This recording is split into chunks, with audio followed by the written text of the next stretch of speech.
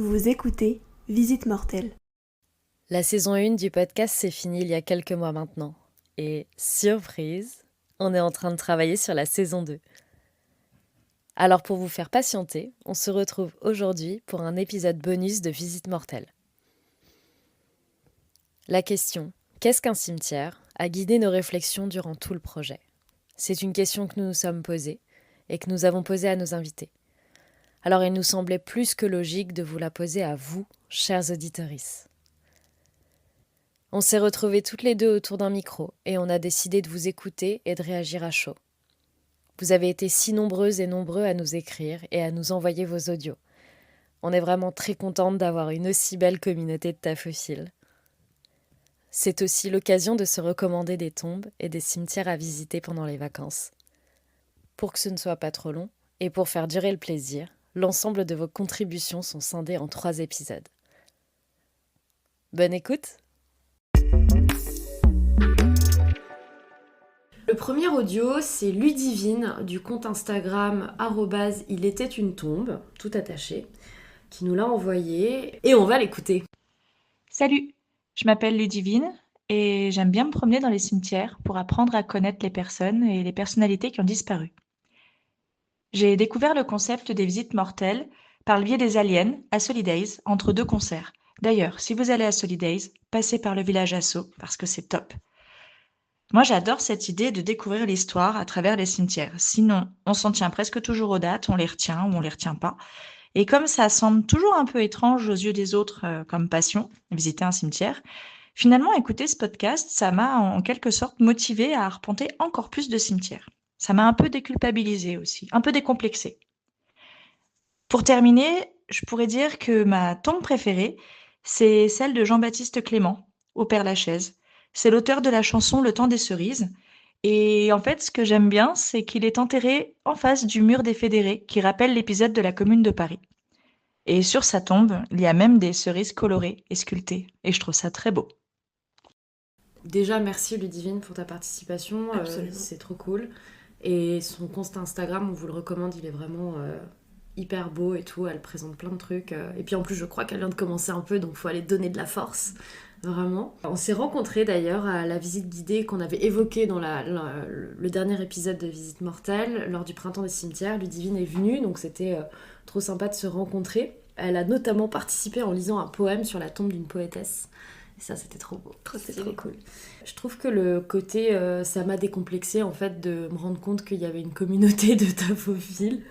Je suis tellement d'accord, vraiment, parce que en vrai, au début, tu te sens quand même un peu solo, quoi. Tu vois. Même au niveau de tes proches, t'as l'impression d'être un peu une bizarrerie, quoi. Tu te dis, mais pourquoi dans les cimetières La folle dingue, là. Ouais, la folle du bus, c'est la folle des cimetières. Et ça fait plaisir de voir que, en fait, on n'est pas tout seul. Ouais, et que c'est pas si bizarre que ça, et que c'est chouette de voir qu'il y a plein de gens qui partagent cette passion-là, et qui voient dans les cimetières autre chose que le commun des mortels. C'est clair. Non, moi, ce que j'avais trouvé assez fou, c'est que quand j'ai lancé le compte Instagram Visite mortelle, moi, j'avais un compte perso et je suivais quelques comptes, mais plus... Enfin, tu vois, des comptes un peu connus, etc., mais pas plus que ça. Et vraiment, je me suis rendu compte, ne serait-ce que sur Instagram, il y a un nombre incalculable de... Mais vraiment, c'est fou, de comptes Instagram avec des gens qui postent juste des photos de cimetière. Sans faire forcément de la vulgarisation, c'est juste le kiff en mode de... Parce que c'est tellement beau esthétiquement qu'il y a vraiment une communauté qui a trouvé sa place sur cette plateforme qui est diffuser des photographies, des trucs un peu esthétiques, et franchement, c'est trop stylé. Je suis trop, trop contente. Rencontrer plein de gens aussi comme ça, donc vraiment, on se sent moins seul, on est ensemble. Vraiment. Et la tombe préférée, est-ce que tu la connais? Tu vois de quelle? Non, je la connais pas du tout, mais ça me donne très envie d'aller la voir, parce que rien que d'avoir des cerises colorées sur la tombe, c'est incroyable. Ouais, elle est trop cool, elle est vraiment en face du mur des Fédérés au Père-Lachaise. Et Enfin, en fait, ce qui est cool, c'est qu'elle est un peu en contrebas, et donc aussi, t'es vraiment solo. Enfin, déjà, quand t'es au Père-Lachaise, il y a du monde, mais il y a pas... Ça reste un cimetière et ça reste assez calme, du coup. Mais elle est très belle, et je connaissais pas trop l'histoire, moi, de cette tombe-là. Donc, ça me donne envie de m'y intéresser. Ouais. Parce que c'est vrai, il y a juste écrit Le temps des cerises. Mais je crois que c'est une chanson en plus qui est un peu militante. Enfin, je sais plus quelle est l'histoire, mais il me semble qu'il y a un truc très politique derrière aussi, ça. À découvrir. À découvrir, absolument. Moi, je suis d'accord avec... Je suis d'accord. Enfin, je pense qu'on va être d'accord avec beaucoup de définitions qui vont être données, mais pour le côté historique du cimetière, moi j'adore rien que regarder les dates de naissance et de mort et de me dire waouh, ces gens-là, genre d'essayer d'imaginer, ils se sont fait enterrer au 19e siècle, il devait y avoir des gens autour de cette tombe et maintenant moi aussi j'y suis. Enfin, je trouve ça trop stylé. Donc, Et ben merci beaucoup pour cette définition. On va passer à la deuxième personne qui nous a envoyé son petit audio, c'est Océane. Ouais, c'est Océane qui a pas un compte Instagram sur les cimetières, mais qui est énergéticienne, donc qui est très liée quand même à toutes ces questions-là. En vrai, c'est ma meilleure amie. Bon, voilà, je la traîne depuis très longtemps dans les cimetières, c'est-à-dire que quand on était en 3e, on allait au Père-Lachaise toutes les deux, quand on avait 14-15 ans. C'était aussi cool d'avoir son témoignage et de voir comment une personne influencée par moi pouvait interpréter tout ça. Vous pouvez la suivre du coup, suivre son travail sur Instagram. Son compte s'appelle le Temple O, donc le temple.o. Voilà. Pour moi, un cimetière, c'est là où reposent les morts. Ni plus ni moins. C'est où leur corps repose, qu'ils soient sous forme de cendres, de squelettes ou encore de corps, ni plus ni moins. C'est là où ils reposent et c'est là où on peut du coup se remémorer leur mémoire. Et on peut leur rendre hommage d'une manière ou d'une autre, que ce soit sous ses formes, à travers un souvenir, à travers une image, une photo. C'est un endroit où tu peux leur rendre hommage. Alors, pour parler de ma tombe préférée, c'est un peu kitsch, dit comme ça, mais c'est la tombe, le tombeau de Jésus, du coup à Jérusalem, dans la chapelle, je ne me rappelle plus le nom, le Saint-Sépulcre, si mes souvenirs sont bons. Et pour être honnête, on n'avait pas du tout Internet pendant tout le séjour au moment où on y allait avec mon ami. Et on ne savait pas du tout où on allait. On suivait littéralement les touristes. Et en fait, c'est grâce à des images qui remontaient de mes souvenirs d'un reportage Arte sur le tombeau du Christ que j'ai reconnu en fait le lieu. Et je pense que je n'ai jamais été dans un endroit avec une telle puissance, une telle dévotion, un tel amour énergétiquement. C'était hyper puissant. Et on est ressorti de là complètement chamboulé, hyper ému avec mon ami. Et voilà, donc par l'expérience, par l'énergie dégagée et par le côté un peu ludique, je dirais que c'est ma tombe préférée. Moi je connais pas du tout le tombeau de Jésus, je suis jamais allée à Jérusalem donc...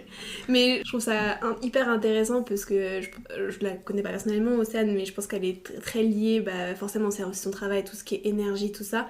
Et je trouve ça aussi beau que sa tombe préférée, ce soit une tombe qui soit liée à une histoire et liée à un souvenir et liée à quelque chose qui fasse rentrer en compte du coup les énergies comme ça. Je sais pas si c'est très français ce que je dis, mais c'est ça qui est beau aussi dans le fait d'aimer les cimetières. Enfin, chacun a sa propre vision, chacun y va avec ses propres prismes et ses propres sensibilités. Ouais, puis ce que je trouve aussi intéressant, c'est que nous on est très là sur les cimetières communaux, qui sont intégrés dans le paysage urbain ou pas, mais en tout cas qui sont des espaces publics dans la ville, etc. Et là, elle a choisi une tombe qui, en fait, est un monument à part entière, quoi. C'est comme si on parlait du Panthéon, comme si on parlait du tombeau de Napoléon aux Invalides. Enfin, c'est un truc qui est hors du temps et qui est surtout hors de l'espace aussi public. Parce que j'imagine que pour aller au tombeau de Jésus, ça doit... Je sais pas si c'est payant, je l'imagine, mais en tout cas, ça doit être... réglementé. Tu peux pas y aller comme ça. À mon avis, tu fais la queue, tu dois avoir des créneaux parce que il doit y avoir un paquet de fidèles et de pèlerins qui doivent y aller. Donc ça doit être assez ouf. Et c'est vrai que en fait, c'est un tombeau unique. Mais voilà, quoi, c'est là. Et c'est fou parce que Océane, je le sais, elle est absolument pas pratiquante ni religieuse, en tout cas chrétienne. Et qu'elle ait ressenti une énergie ou en tout cas un truc assez puissant et fort, même si elle a aucune foi, tu vois, dans ce qui est issu de la chrétienté. C'est beau, ça veut dire qu'il y a quand même un truc, quoi. Enfin, il y a un truc qui se passe, c'est ouf. Ouais, c'est ce que j'allais dire en plus, c'est que moi j'ai pas du tout de croyance religieuse particulière, mais du coup, quand t'es face à une tombe de quelqu'un De connu. de connu comme Une Jésus, star. comme Jésus, mais en tout cas qui a un lien très très fort avec la religion et de fait avec la spiritualité. Je pense que ça doit être assez impressionnant. C'est pas tous les jours qu'on a ça. Enfin, surtout moi, quand je vais dans les cimetières, j'ai pas du tout ce côté religieux que certaines personnes peuvent avoir. Mais moi, je l'ai pas du tout. La spiritualité, oui, d'une certaine façon. Effectivement, ça doit faire quelque chose quand même de voir une tombe d'un personnage aussi illustre. Le troisième audio, c'est Romane, du compte Instagram Le Terrier sous la Lune. Donc chaque mot est séparé par un tiré du bas, Le Terrier sous la Lune. Et c'est un compte Insta dans lequel elle parle de littérature, ésotérisme et mystère. Ouais, elle fait plein de recos un peu ésotériques. C'est trop beau ce qu'elle fait. C'est hyper travaillé et elle a quand même une patte graphique bien à elle. Ouais. Coucou, c'est Romane du compte Instagram Le Terrier sous la Lune. Je suis absolument ravie de pouvoir vous faire ce petit message vocal, puisque les cimetières ont toujours eu une grande importance pour moi et je ne peux m'empêcher d'aller les visiter lorsque je voyage, notamment en van. Et j'aime particulièrement m'arrêter dans les cimetières, dans les petits villages perdus au milieu de nulle part, où on passe et juste on voit ces très, très vieilles tombes qui entourent parfois l'église, comme ça se faisait avant. Et c'est vrai que j'aime déambuler dans ces lieux. J'aime aussi aller y lire parce que c'est un endroit qui est calme et apaisant, je trouve, un endroit de repos. Donc pour moi, le cimetière, c'est vrai que c'est toutes ces choses-là. C'est aussi un, un endroit, de passage, dans le sens où c'est un lieu où la vie et la mort se rencontrent. On a trop tendance, pour moi, parfois à rattacher le cimetière à la mort. Donc les défunts y ont une forte place, c'est vrai. Mais ils ont aussi ce lien encore en fait avec la vie, puisque les vivants leur rendent visite. Et le cimetière, c'est un peu un moyen de garder vivants ceux qui sont partis, puisque on y trouve un contact avec eux et on leur laisse une place en fait dans le monde matériel. Donc c'est vrai que pour moi, il y a vraiment cet entre-deux dans le cimetière, de l'importance des défunts, du passé, mais aussi de la vie et de ce lien qui continue de se tisser.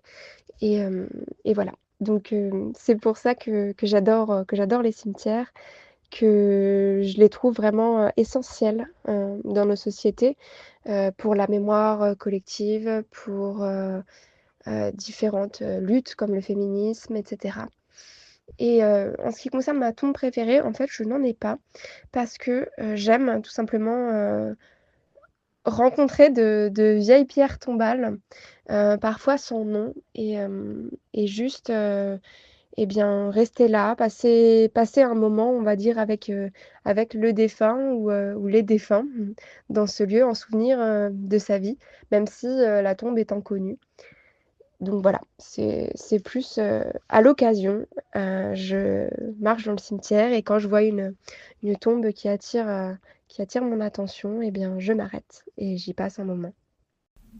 Je suis assez d'accord pour rebondir juste sur la tombe préférée. Je trouve que c'est hyper dur de choisir, vraiment. En plus, moi, c'est vrai que genre vraiment, je vois une vieille tombe avec un peu de végétation autour, avec un peu, même avec un peu de lierre qui entoure un petit chat dessus. Bah ça y est, je peux dire que c'est ma tombe préférée, alors qu'en soi, ça peut être, comme elle dit, un illustre inconnu. Mais je suis là, c'est beaucoup trop beau. Ouais, mais c'est pas forcément à cause de la personnalité qui va être enterrée dedans. Hein. Ça peut être le monument, ça peut être plein de choses, tu vois.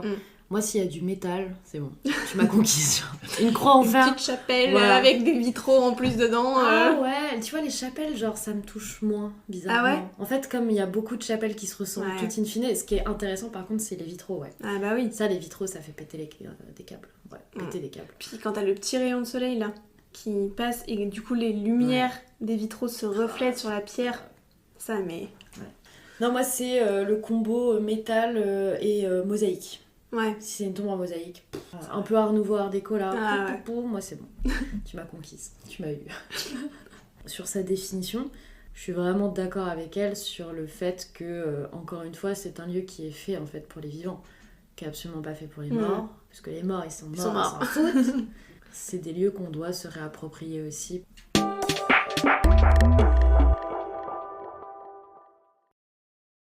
Vous avez été nombreux et nombreuses à nous envoyer vos définitions de cimetière et vos tombes préférées. Et pour ça, un grand merci. Mais pour que ce ne soit pas trop long, et pour faire durer le plaisir, on vous donne rendez-vous dans un prochain épisode bonus pour découvrir le reste des définitions de nos auditrices. N'hésitez pas à nous écrire, à commenter l'épisode en nous donnant aussi votre avis. À bientôt! Vous venez d'écouter Visite Mortelle, un podcast produit de manière indépendante par Raphaël Jaillet et Alexandrine Espinas. Si cet épisode vous a plu, n'hésitez pas à nous laisser 5 étoiles et à vous abonner. Retrouvez-nous sur les réseaux sociaux, @Visite Mortelle au féminin pluriel. À bientôt pour un prochain épisode.